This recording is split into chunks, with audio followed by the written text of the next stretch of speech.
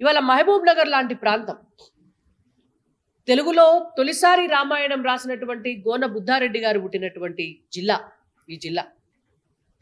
అటువంటి అద్భుతమైనటువంటి ఈ జిల్లాలో గతంలో మంత్రిగా ఉండి, గతంలో ఎమ్మెల్యేగా ఉండి, ప్రజలకు దగ్గరగా ఉండి, గద్వాల జేజమ్మ అరుణమ్మ అని పిలిపించుకున్నటువంటి డికే అరుణ గారు ఈసారి భారతీయ జనతా పార్టీ జాతీయ ఉపాధ్యక్షురాలుగా ఉంటూ మహబూబ్ నగర్ పార్లమెంటు సభ్యురాలుగా పోటీ చేస్తున్నారు.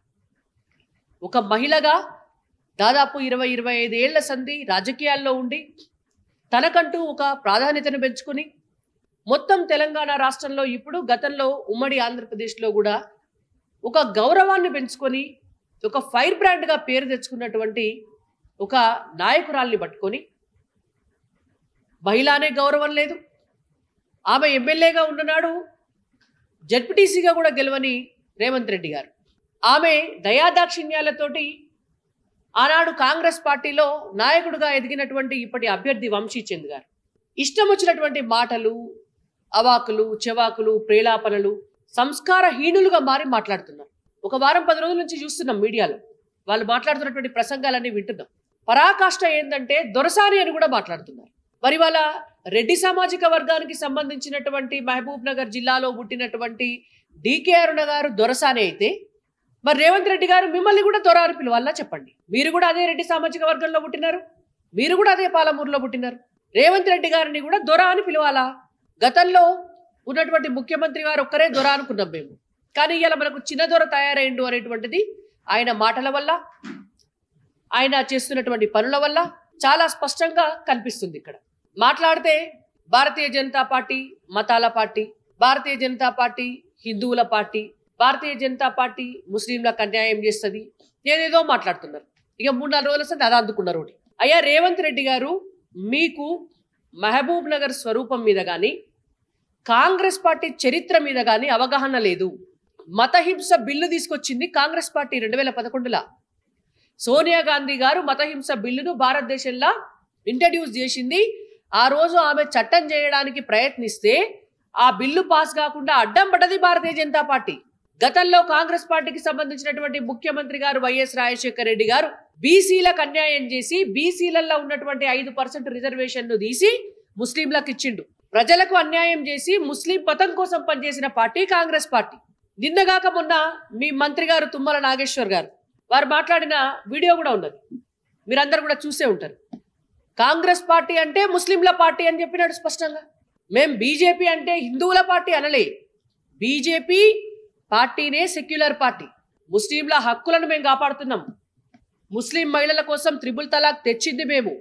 ముస్లింలు కూడా బాగుపడాలి అని, వాళ్ళకు కూడా అభివృద్ధి జరగాలి అని చెప్పి ఎక్కడైతే ఎంఐఎం లాంటి పార్టీలు అక్కడ అభివృద్ధి జరగకుండా, ప్రజలకి వివేకం లేకుండా, ప్రజలకు అవేర్నెస్ లేకుండా చేస్తున్నారో అక్కడ వాళ్ళ పెత్తనం తక్కువ చేసి ప్రతి అభివృద్ధి సంక్షేమ ఫలితాలన్నీ కూడా ప్రజలకు చేరువ కావాలి అని, ముస్లింలు కూడా మనుషులే అని భావించే పార్టీ భారతీయ జనతా పార్టీ.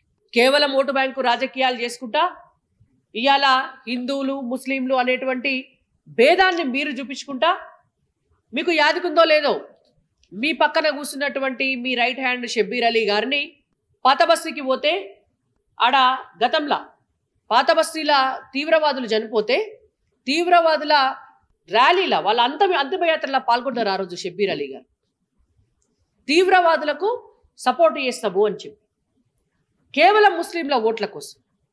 తీవ్రవాదులకు ముస్లింలకు ఏం సంబంధం అండి? తీవ్రవాది ముస్లిం అయితే నువ్వు సపోర్ట్ చేస్తావా? అంటే ఓటు బ్యాంకు రాజకీయం చేసింది ఏ పార్టీ?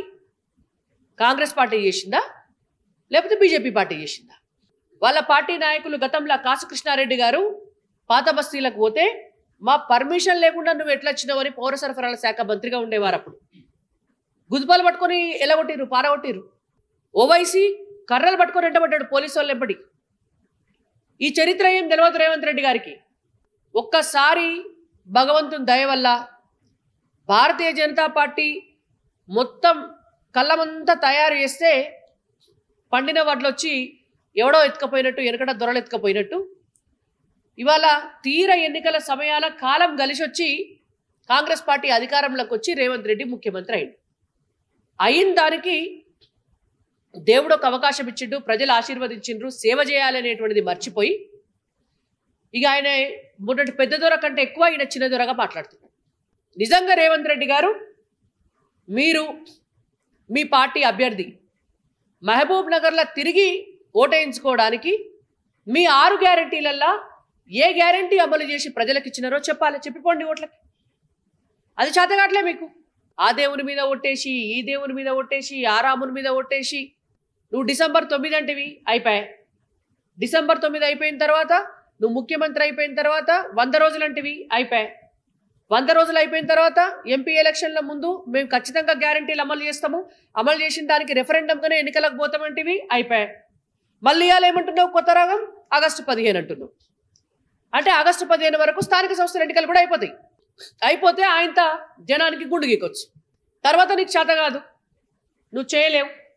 రైతు రుణమాఫీ ఎందుకు చేయలేదో సమాధానం చెప్పాల్సినటువంటి రేవంత్ రెడ్డి గారు అది బంద్ చేసి భారతీయ జనతా పార్టీ మీద, డీకే అరుణ గారి మీద ఇష్టం వచ్చిన మాటలు మాట్లాడుతున్నారు. మహిళలకు అకౌంట్లలో 2500 ఎందుకు ఇవ్వలేదో చెప్పడం చేత కానీ రేవంత్ రెడ్డి ఇవాళ డీకే అరుణమ్మ పాలమూరుకి ఏం చేసింది అని మాట్లాడుతున్నారు. డీకే అరుణమ్మ పాలమూరుకి ఏం చేసింది అని అడగడానికంటే ముందు మీరు ముఖ్యమంత్రిగా హామీ ఇచ్చి అధికారంలోకి వచ్చి నిరుద్యోగులకు 4000 నిరుద్యోగ భృతి ఎందుకు ఇస్తలేరు, సమాధానం చెప్పండి. మహిళల అకౌంట్లో 2500 ఎందుకు ఇస్తలేరు, సమాధానం చెప్పండి. ఇవాళ రైతులకు 15,000 రైతు భరోసా అందరు రైతులకు ఎందుకు ఇయ్యలేదు, సమాధానం చెప్పండి. రైతు కూలీలకు 12,000 రూపాయలు ఎందుకు ఇయ్యలేదు, సమాధానం చెప్పండి. మీరు ఇలా వడ్లన్నీ కొనుగోలు కేంద్రాలలో కొంటున్నారు కదా, రైతులకు మీరు వడ్లకు కింటంకి 500 రూపాయల బోనస్ ఇస్తామని చెప్పారు కదా, ఎందుకు ఇస్తలేరు, సమాధానం చెప్పండి.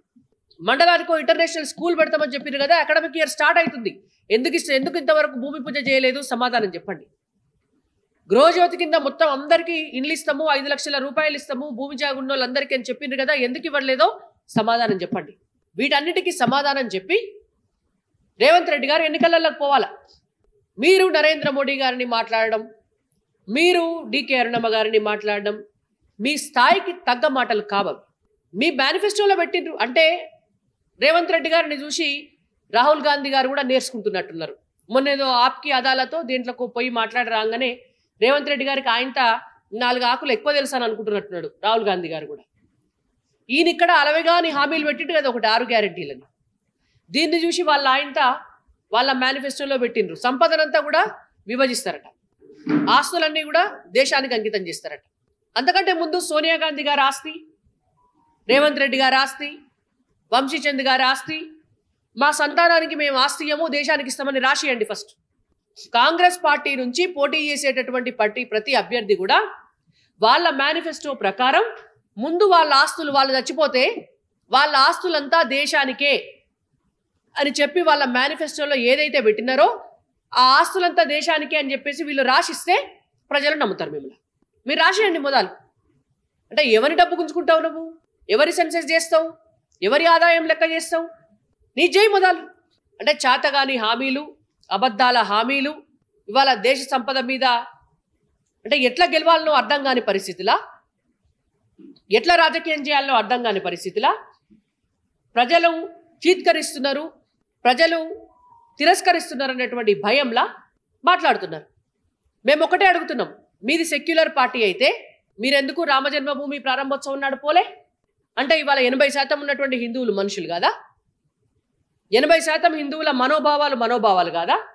మీరు ముస్లింలయ్యే మనోభావాలు అయితే మరి హిందువులై మనోభావాలు కాదా? గట్లనే ఒక దర్గానో లేకపోతే ఒక మసీదో ఓపెనింగ్ అయితే మీరు పోకుండా ఉందిరా, టోపీలు పెట్టుకొని పోతారు కదా, పోవడం మేము తప్పని అంటలేము. మీరు ఏ మతాన్నైనా ఓట్ల కోసం వాడుకుంటారు, మేము ఏదైనా దేశ ప్రజలు బాగుండాలి అని కోరుకుంటాం. కాబట్టి చాలా స్పష్టంగా రేవంత్ రెడ్డి గారికి, వంశీచంద్ గారికి ఇద్దరికీ కూడా మేము చెప్తున్నాం, మీ నోరు జాగ్రత్త. అహంకారంతో, దురహంకారంతో ఇష్టం వచ్చిన మాటలు మాట్లాడిన ఆయనను తెలంగాణ ప్రజలు సహించలే. తెలంగాణ తెచ్చినందుకు 2 సార్ల అధికారాన్ని ఇచ్చి 3వసారి ఇంట్లో కూర్చోబెట్టారు. మీరు ఇంకా 4 ఆకులు ఎక్కువ చదివినా అని మాట్లాడితే మహబూబ్ నగర్ ప్రజలు కూడా మిమ్మల్ని చీత్కరిస్తారు. మీరు ఇంకొక చిత్రమైన విషయం ఏంటంటే, ఏ అవకాశం లేక కొత్త దుకాణం మొదలుపెట్టిరు. రోడ్డు మహబూబ్ నగర్ కాంగ్రెస్ పార్టీ ఓడిపోతే రేవంత్ రెడ్డి గారి సీఎం సీటు పోతుందట. అట్లుందన్నట్టు కథ.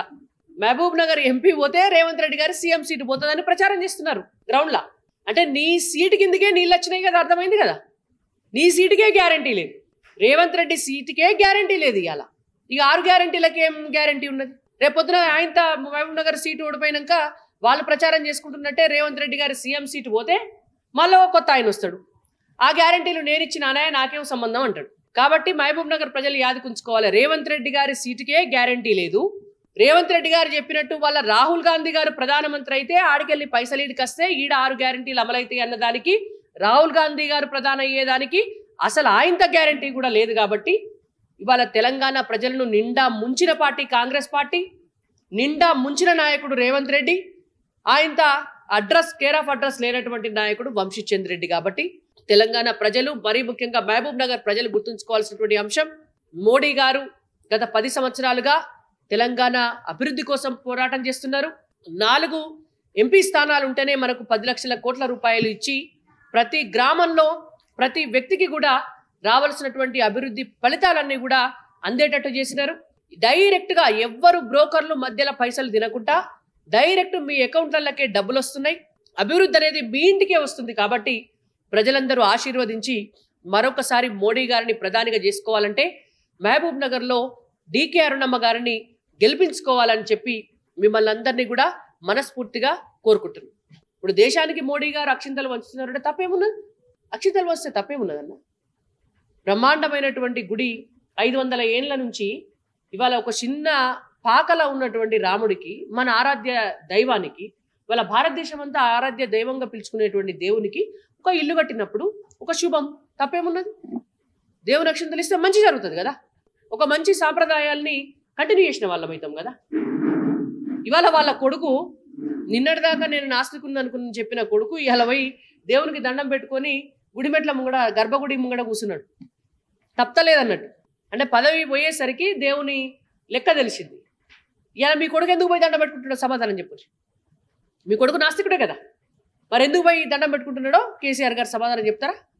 మేము బరాబర్ చెప్తున్నాం, మేము దేవుణ్ణి నమ్ముతాం, మేము రాముణ్ణి నమ్ముతాం, మేము అక్షింతలు వంచుతాం, మేము భజనలు చేస్తాం, మా సాంప్రదాయాల్ని, భారతదేశ సాంప్రదాయాల్ని మేము గౌరవిస్తాం.